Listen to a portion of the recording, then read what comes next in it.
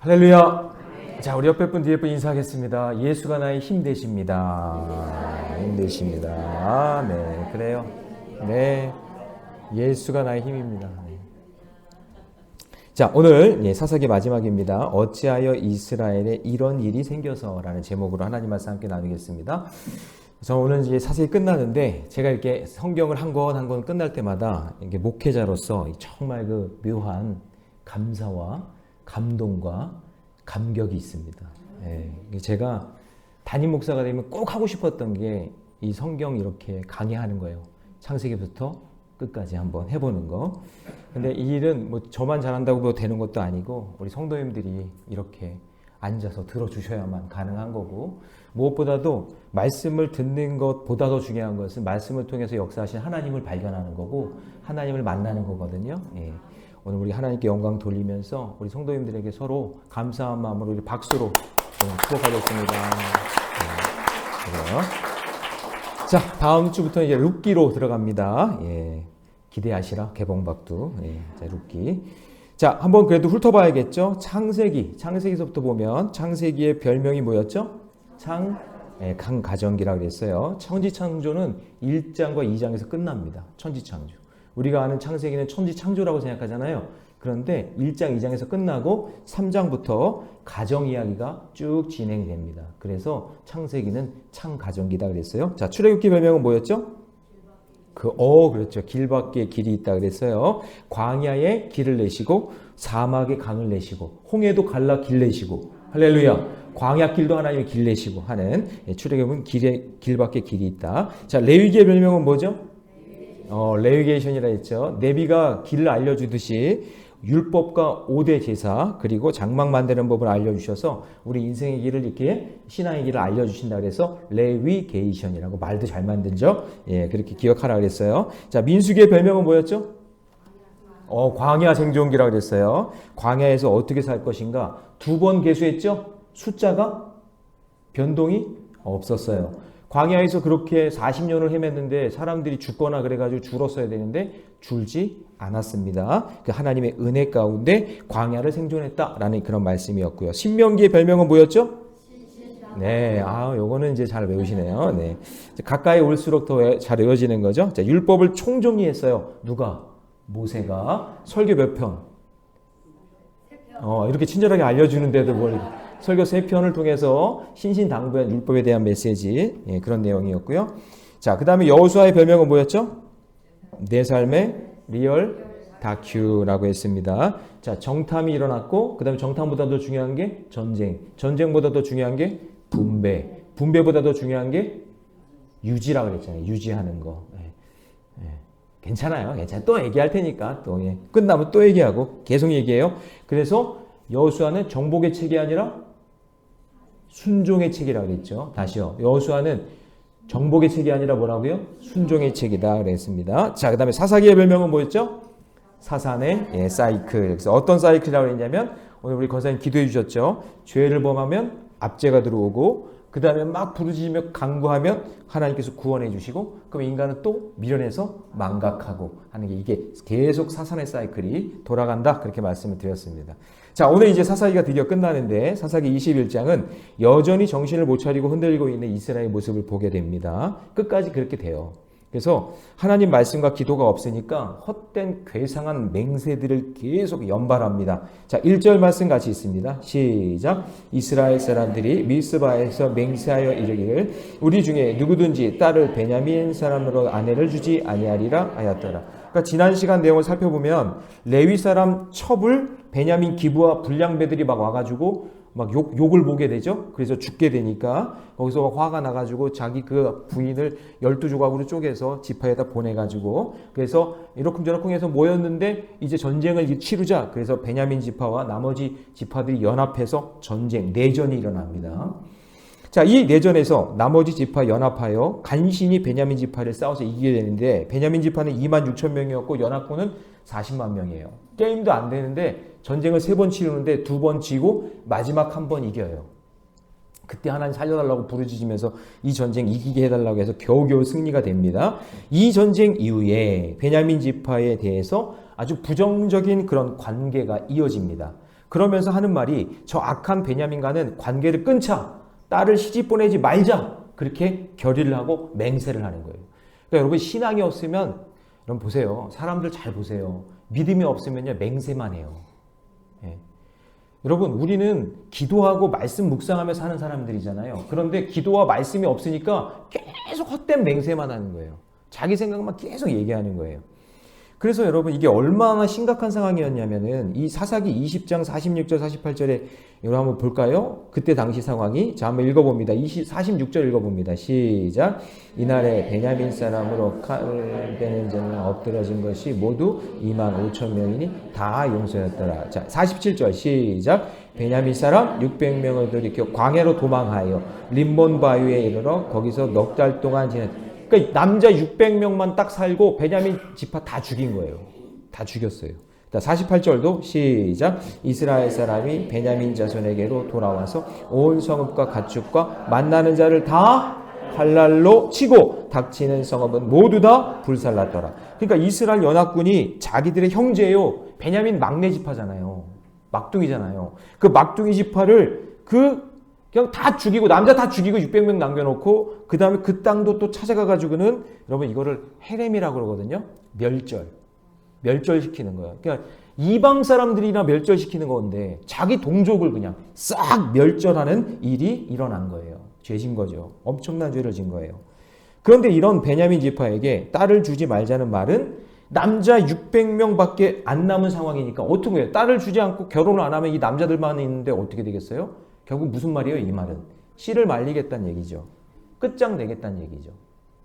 그리고 난 후에 이거를 깨닫게 된 후 이게 아니구나. 하나님께서 우리 형제로 준 것이고 12지파는 야곱의 자손으로서 하나님이 약속한 그 지파인데 자 2절 말씀 같이 있습니다. 시작. 백성이 베들레헴에 이르러 거기서 저녁까지 하나님 앞에 앉아서 큰 소리로 이제 이게 엄청난 큰 죄라는 걸 이제 깨달은 거예요.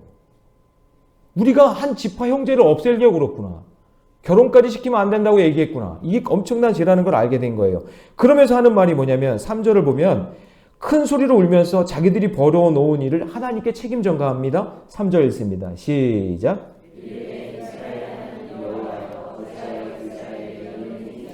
오늘 이스라엘 중에 한 지파가 없어지게 아니 자기들이 다 죽여놓고 뭐 하나님께 뭐 이렇게 막 핑계 대는 거죠. 책임 전가하는 거예요.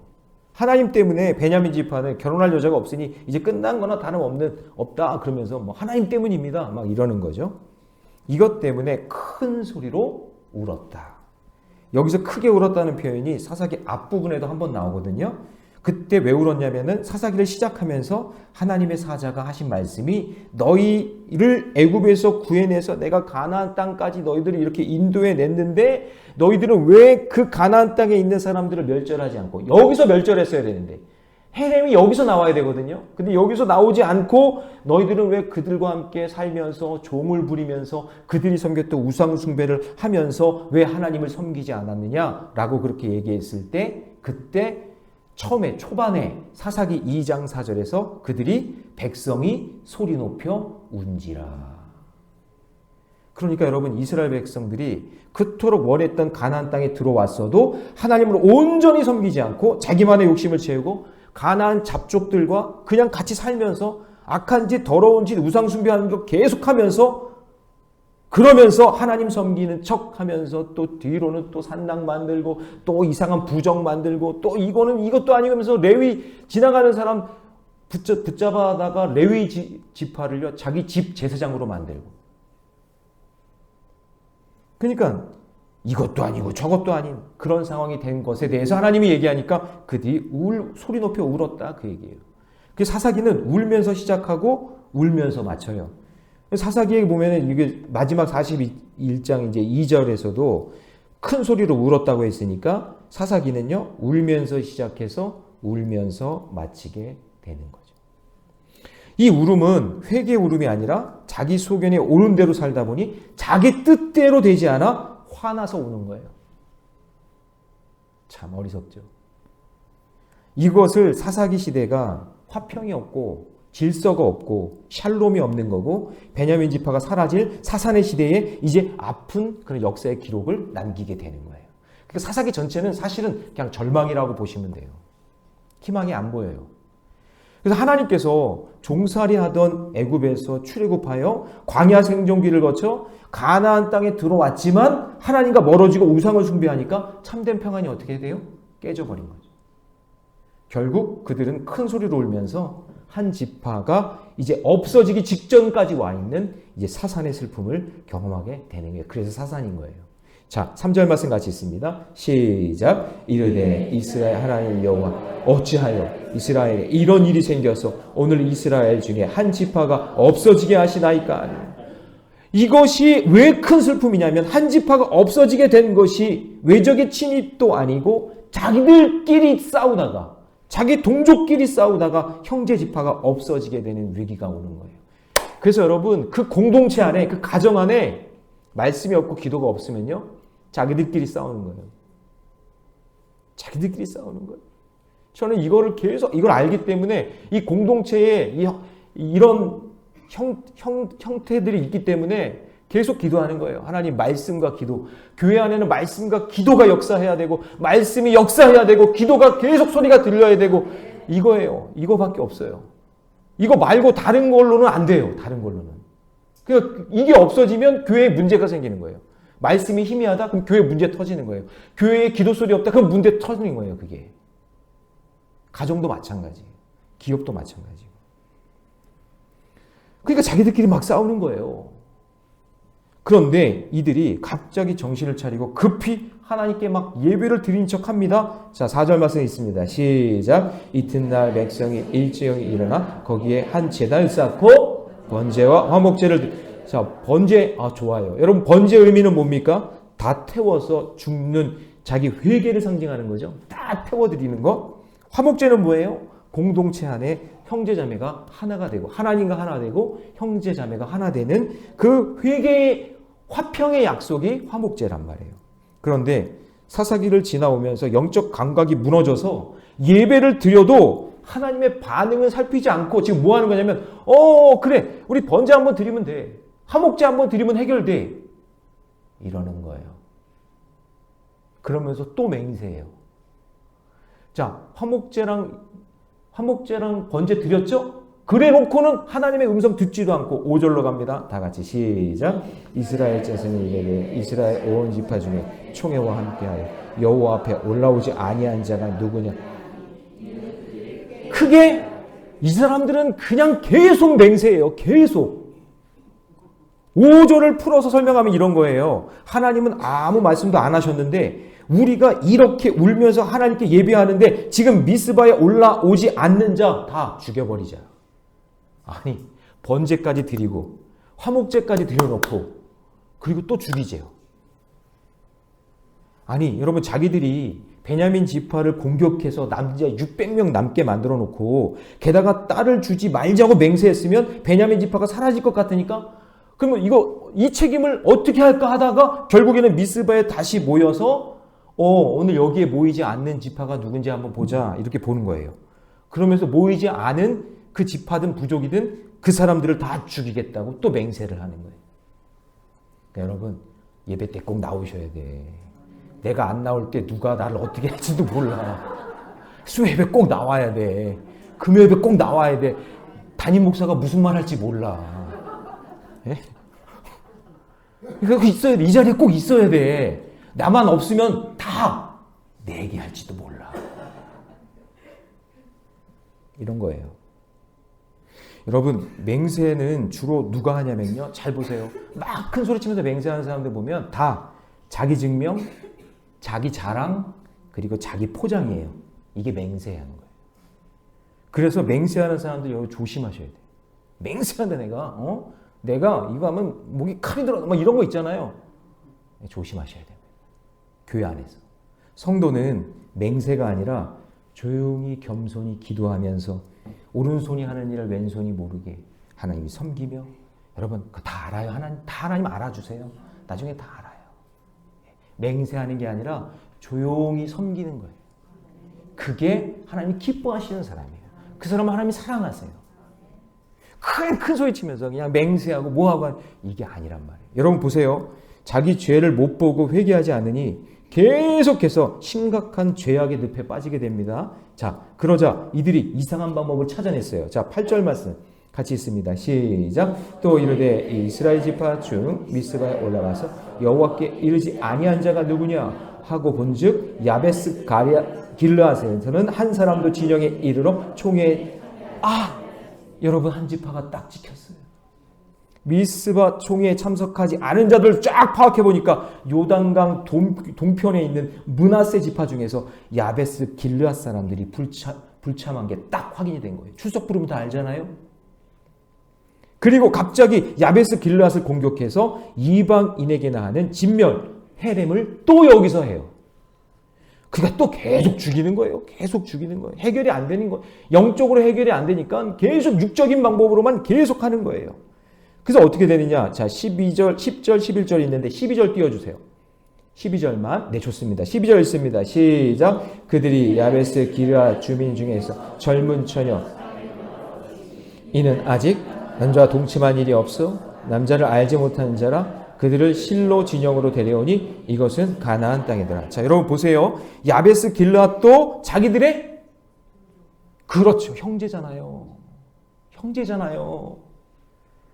그런데 미스바 총회에 참석하지 않았다는 이유만으로 그 사람들을 진멸하고 젊은 처녀 400명을 베냐민 지파로 보내서 그냥 고의적으로 아내로 삼아버려라 이렇게 얘기하는 거예요. 여러분 이게 무슨 하나님의 방법이에요. 이게 무슨 번제와 화목제를 드리는 사람이에요. 이게 어떻게 주일날 예배 드리는 사람들의 모습인가요? 이게 아니잖아요. 이거는 이게 정말 가당키나 한 일입니까? 이게 말도 안 되는 일이지. 그러니까 시작부터 자기들끼리 맹세하면서 자기 동족을 존중하거나 사랑하지도 않고 자기 마음대로 연약군 만들어서 다 죽여놓고는 베냐민 지파가 사라지면 안 되니까 그거에 대한 책망받을 거 생각하니까 크게 맹세하면서 기르앗 종족, 야베스 기르앗 종족 진멸해버리고 처녀 400명을 보내는 거예요. 이런 짓을 하고 있는 자들이 이 당시에 이스라엘 지도자들이었습니다. 자, 사사기 저자가 얼마나 어이가 없었으면 여러분 12절 마지막 이렇게 기록하고 있어요. 이곳은 가나안 땅이더라. 이 끔찍한 일이 하나님이 정해주신 그 땅에서 적과 꿀이 흐르는 그 땅에서 하나님께서 허락하신 그 약속의 땅에서 하나님의 백성들이 이런 짓을 하고 있는 거예요. 여러분 지금 이 나라 우리 대한민국 조국 교회 잘 보셔야 돼요. 말씀과 기도가 사라지면 어떻게 될지 몰라요. 자, 베냐민 600명 남자들과 야베스 기르앗 여자 400명 만나게 됐어요. 그러면 여러분 짝수가 맞아요? 안 맞아요? 안 맞아요. 200명이 부족해요. 자, 그래서 어떡하죠? 또 죄를 짓습니다. 21절 다 같이 있습니다. 시작. 보다가 실로의 여자들이 춤을 추러 나오거든 너희는 포도원에서 나와서 실로의 딸 중에서 각각 하나를 붙들어 가지고 자기의 아내로 삼아 베냐민 땅으로 돌아가라. 자, 여러분 이게 뭐냐면 여러분 실로에는 이때 당시에 성막이 있거든요. 그러니까 여기선 예배하는 장소예요. 그러니까 이런 거예요. 지금 하나님을 예배하러 모인 사람들이 많이 있는데 그 중에서 하나님을 막 찬양하면서 춤추고 있는 그런 자매들, 그 자매들을요 그냥 납치에다가 200명을 채우라는 거예요. 이거 인신매매입니다. 인신매매. 그러니까 우리 교회를 치면 우리 주일날 막 청년들이 나와서 앞에 찬양하고 막 그렇게 노래하는데 갑자기 쳐들어와거든 와가지고는 싹 데리고 가는 거예요. 그냥. 하나님 말씀 없이 기도하지 않고 맹세를 맹세로 받고 맹세를 맹세로 때우면서 자기 소견대로 살면 여러분 이렇게 되는 겁니다. 그래서 이런 일이 일어날 수밖에 없는 이유를 마지막 절에서 이렇게 말씀하는 거예요. 이게 이제 사사기의 중심 요절입니다. 다 같이 시작. 그때에 이스라엘의 왕이 없으므로 사람이 각기 자기의 소견에 옳은 대로 행하였더라. 그러니까 약속의 땅에서 하나님의 백성들이 예배를 드리고 있는데 자기들 마음대로 맹세하고 함부로 사람을 죽여서 하나님이 천지를 창조하셔 만드신 그 가정과 교회를 파괴하는 모습이 이 사사기에 보여지는 거죠. 자, 여러분 그래서 오늘날까지 이 사사기를 살펴보면서 정리하자면 말씀과 기도 떠나서 자기 마음대로 살면 인간은 끊임없이 범죄한다는 것과 그러나 우리 하나님은 그 끝난 그 자리에서도 소망을 잃지 않고 우리를 기다려주시고 돌아오기를 기다리고 계신다는 사실을 믿으시기 바랍니다. 자, 여러분 약속의 말씀 가운데 우리 베드로전서 1장 18절 말씀 한번 읽어볼까요? 자, 같이 있습니다. 시작. 너희가 알거니와 너희 조상이 물려준 헛된 행실에서 대속함을 받은 것은 은이나 은같이 없어질 것으로 된 것이 아니요. 여러분, 하나님께서는 우리에게 회개하기를 기다리면서 예수 그리스도의 보혈로 정결하게 되기를 원하십니다. 오늘 사사기에서 본 죄는 이때만 있는 것이 아니라 이게 다 물려받아서 지금도 그것이 있는 거예요. 그런데 그것을 대속받기 위해서는 자, 그 다음 절 19절 같이 있습니다. 시작.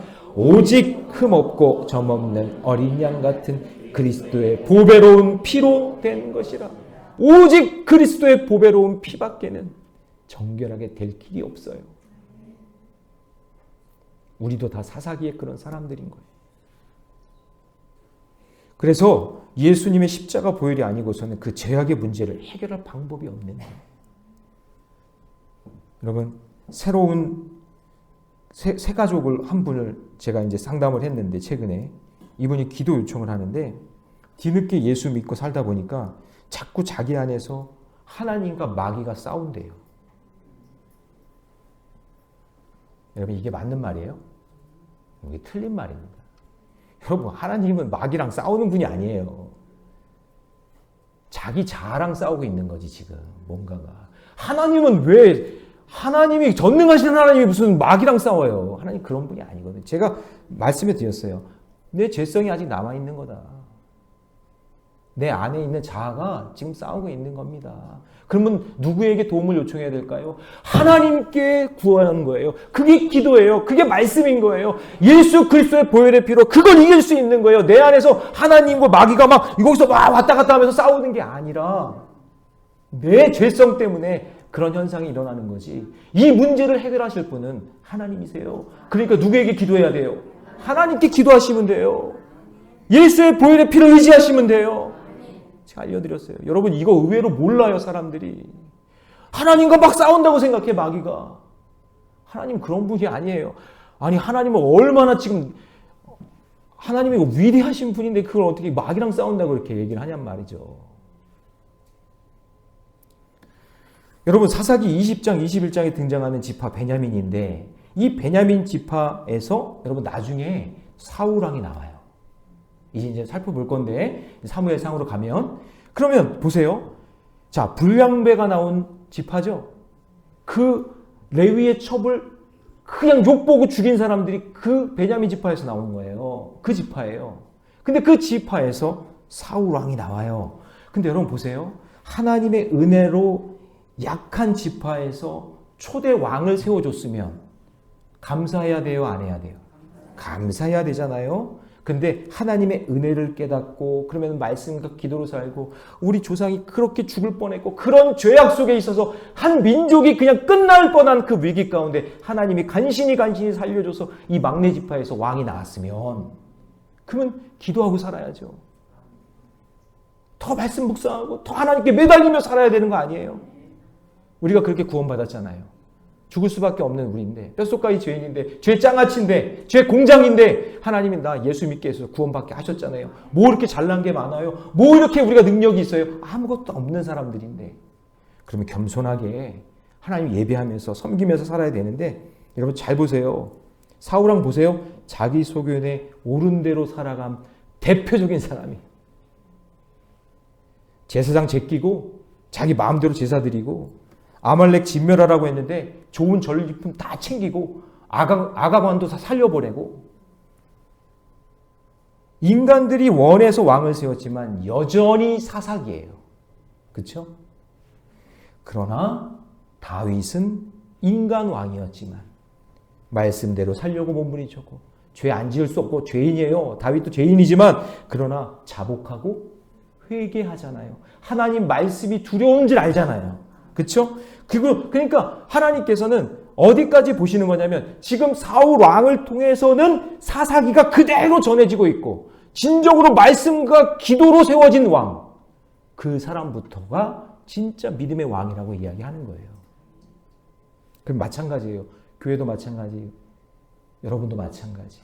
여러분들이 새롭게 되는 방법은 다른 게 없어요. 교회 건물이 좋은 것도 아니고 담임 목사가 좋은 것도 아니고 여러분들이 말씀과 기도로 살아야 돼요. 그래야 베냐민의 이 안 좋은 사산의 이 사이클에서 벗어날 수 있는 거지 내 능력으로는 될 수 있는 게 아니니까. 그래서 여러분 사도행전 13장에 보면 사도 바울이 지금의 이제 터키 지역에 비시디아 안디옥에서 복음을 전할 때 구약 성경 내용을 가지고 복음을 전해요. 그럴 때 자 보세요. 사도행전 13장 22절 같이 있습니다. 시작. 그 후에 그들이 왕을 구하거늘 하나님이 베냐민 지파 기스의 아들 사울을 40년간 주셨다가 요 기간까지는 뭐하냐? 이게 사사시대예요. 그러면 그 사사시대를 어떻게 하셨느냐? 자 22절에 패하시고 그 사사시대를 어떻게 해요? 패하시고 그 다음에 있습니다. 시작. 다윗 왕으로 세우시고 증언하여 이르시되 내가 이새의 아들 다윗을 만나니 내 마음에 맞은 사람이라 내 뜻을 다 이뤘다는 건 뭐예요? 하나님의 말씀을 이뤘다는 거죠. 기도로 하나님 말씀을 이룬 사람 그 다윗부터 거기서부터 복음의 역사가 시작된다. 그러므로 여러분 자기 소견대로가 아니라 하나님 말씀대로 사셔야 됩니다. 내 인생에 뭔가 꼬여 있으면 내가 지금 내 소견대로 살고 있는지 하나님 말씀대로 살고 있는지 점검해 보시면 돼요. 아 목사님 제가 이거 내 안에서 뭐가 막 싸우는 것 같고 아니 내 인생에 뭐가 문제가 있고 그러면 여러분 그냥 지금 사사기 시대인 거예요. 그러면 빨리 말씀으로 돌아오세요. 기도의 자리로 돌아오세요. 그게 살 길이에요. 여러분 저는 사사기 마치면서 내 소견대로 살았던 사산의 사이클을 끊어내고 참 이게 이 나라 전국이 이렇게 될 때 우리 사사기 시작했거든요. 왕이 없으므로. 저도 그렇고 우리 나라도 그렇고 우리 교회도 마찬가지예요. 말씀과 기도로 생명의 사이클이 돌아가지 않으면 가망이 없어요. 오늘 저와 여러분들이 깨어서 늘 말씀과 기도로 사셔야 돼요.